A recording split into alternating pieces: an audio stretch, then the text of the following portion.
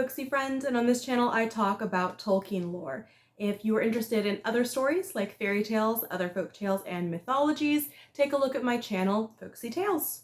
Today we are talking about one of the most horrific battles to take place in the First Age of Middle-earth. This is the Battle of Sudden Flame, Dagor Bragollach. Now, since the first rising of the sun and the return of the mighty, powerful elves, the Noldor, Morgoth, the great foe of the world, had been mostly quiet. Because of the brightness of the sun and the strength of the elves, he and his armies were kept mostly locked away inside the fortress of Angband. Although Morgoth did send armies and orcs out from time to time to test the strength of the elves, he was unsuccessful in causing any real damage or taking back any of the lands of Beleriand. And so it didn't take all that long for Morgoth to realize that if he wanted to overtake Middle-earth, he was going to have to amass more power. And so, for hundreds of years, the elves lay siege to his fortress of Angband, watching the area around his gates and providing a buffer between him and the elves known as the Sindar that lived further south in Beleriand. And for those years, while they watched and waited for Morgoth to make a move, there was pretty much no violence. After around 400 years, the High King of the Noldor, Fingolfin, started to be a little concerned that they still had not taken care of Morgoth. The elves thought that they had him kind of subdued in Angband, but they knew he had not been defeated. They were unable to breach the gates, and they could not fully encircle him because he had mountains at the back of his fortress. And so Fingolfin began to share his concerns and bring the idea that perhaps they should renew the attacks on Angband. Although his nephews Aegnor and Angrod were on board with this, as two that really were closest to Morgoth, many of the Noldor were not excited by this idea. They did not want to risk reigniting violence and battles. And without the support of the whole family, in particular, without the support of the sons of Feanor, nothing was done. They decided to just keep going in what they thought was relative peace and just continue to watch Angband for any activity. Little did they know, deep within Angband, Morgoth had been gathering and growing his strength, waiting for the perfect time to attack. On a cold winter's night in the year 455 of the First Age, there weren't very many elves awake on guard, watching over Angband. A few stirred in the hill camps, and a few more were awake in Hithlum, watching over the plain, but it was a night like any other, at least to begin with. Without warning, fire erupted from Angband, filling the whole plain like a river of flame, destroying all life in its path. Everything from the gates of Angband to the top peaks of Dorthonion was completely destroyed. The smoke from the burning trees mixed with the poison gases coming from Thangorodrim, and the entire area was decimated. The land from that day forward was no longer Ardgalen, but Anfauglif, the land of gasping dust.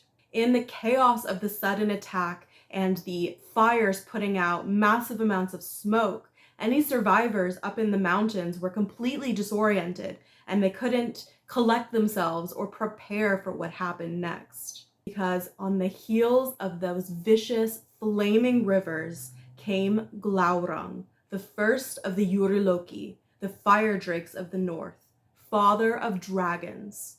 Although this wasn't the first time Glaurung had come out of Angband, now he was fully grown and monstrous. The elves had never seen anything like him before. After Glaurung came the Balrogs, and after the Balrogs came armies, oceans of orcs, more than the elves could ever even have imagined in their worst nightmares. And thus began Dagor Bragollach, the Battle of Sudden Flame. The first few days of the battle killed countless elves and men. Not only were the Noldor attacked as the main enemies of Morgoth, but any of the Sindarin elves or men that were with them were also cut down. No one was spared. The Sindarin elves fled before this vicious attack, many of them going straight back to their capital at Menegroth to live with King Thingol and Queen Melian. Some went to Nargothrond to live with Finrod. Some went to the walled cities of the Falas, and some even went to live with the pacifist elves in Osiriand, the Lequendi. A few even left Beleriand altogether. The fighting ended the long siege of Angband, and the heaviest of those initial losses fell on Dorthonion. Dorthonion was being defended by the younger sons of the House of Finarfin, Angrod and Aegnor, and they were among those who were killed. With them, a great number of the House of Beor, men who had pledged themselves to Finrod and his family hundreds of years ago, were also slaughtered, including their chieftain, Bragollach. Finrod was rushing to the defense of his brothers, coming up from the south with his home of Nargothrond, trying to get to Dorthonion, but he was cut off in the fen of Serek, surrounded by orcs, and he would have been killed or at least captured. But there were still some men loyal to the House of Finarfin that were alive. The brother of Bragollach was named Berahir, and he took his men, suffering major casualties, and fought his way to get to Finrod, and there they saved his life. After this, Finrod went back to his home at Nargothrond, and he swore friendship and aid to Berahir and his descendants, giving him the ring from his finger as a symbol of this trust. Now, with his brother Bragollach dead, Berahir became the chieftain of the House of Beor, and he led his men back to Dorthonion, lands that he was supposed to be ruling over and protecting, but with the fall of Angnor and Angrod, many of his people had already left the area and had fled to Hithlum, which was better defended by the mountains. In Hithlum to the west, Fingolfin the High King and his son Fingon were overrun by orcs and were unable to help Angnor and Angrod when they were initially attacked. They had to fall back to their strongholds in the mountains, and even then they struggled to hold the land back from the orcs. At the main fortress of Aethel-Sirion, while defending his lord, Fingolfin, the chieftain Hador was killed, along with his younger son, Gundur, which led his elder son, Galdor the Tall, as the new chieftain of the House of Hador. Hithlum survived the Battle of Sudden Flame because of its natural defenses in the mountains and the might of Fingolfin and his people, but they were entirely cut off from the rest of the family by a sea of foes. Now to the east, the sons of Feanor had the least natural protection of the land. Almost immediately, the pass of Aglon, which was being protected by Celegorm and Curufin, was forced open, and they had to flee further south. They then went west and ended up staying in Nargothrond with their half-cousin Finrod. Maedhros, the eldest brother, the eldest of the sons of Feanor, defended his home with such a ferocity that sent the orcs fleeing. For since his torment on Thangorodrim, his spirit burned like a white fire within, and he was as one that returns from the dead. Because of this strength, many of the elves in the area fled to Himring for the protection of Maedhros and his men, and for a little while, Maedhros was able to close again the gap of Aglon. That was until Glaurung came. The great dragon accompanied the orcs through the land of Lothland to the north of the marches where the sons of Feanor lived, and all of the people under the sons of Feanor fell before them. Glaurung broke through Maglor's gap and began immediately destroying all the land around Gelion and Thargelion, setting light to all the grasses, and then going for the fortress at Mount Rurir. This is where Caranthir had lived, and he was forced to flee. Glaurung and the orcs destroyed his home and poisoned Lake Helivorn. Thence they passed over Gelion with fire and terror, and came far into East Beleriand. With his defenses shattered, Maglor also went to Maedhros, while Caranthir took what was left of his people and went further south, finding the youngest two sons of Feanor, Amrod and Amras, and all those people merged together. They ended up going a little further south and set up a watch upon Amon Areb, and were supported and given supplies by the Lequendi. The orcs didn't go far south enough to go into Osiriand, and so this little defensive area was a bit of a buffer between the orcs and the pacifist Lequendi. Now, after a year of brutal fighting, word finally reached the High King Fingolfin what had happened to the rest of his family. that the marches were overrun and the sons of Feanor were overthrown. At this news, Fingolfin became filled with wrath and despair. He thought that his house, the house of his father, was at an end. They were all going to be destroyed by the armies of Morgoth. And so he took out his horse and rode alone to the gates of Angband. And all that beheld his onset fled in amaze, thinking that Arome himself was come, for a great madness of rage was upon him, so that his eyes shone like the eyes of the Valar. When he reached the gates of Angband, Fingolfin, High King of the Noldor, challenged Morgoth to single combat. And Morgoth answered, not because he wanted to, but because everyone in Angband had heard Fingolfin's shouts, had heard the challenge, and Morgoth could not turn this down. Although he knew he was very powerful, he was also afraid, but to show weakness could have cost him everything. And so Morgoth climbed out of the depths of Angband and emerged in his black armor, iron crown with the Silmarils on his head, bearing a massive shield. He was so enormous that he cast a mighty shadow over Fingolfin, but Fingolfin gleamed beneath it as a star, for his mail was overlaid with silver, and his blue shield was set with crystals, and he drew his sword Ringil that glittered like ice.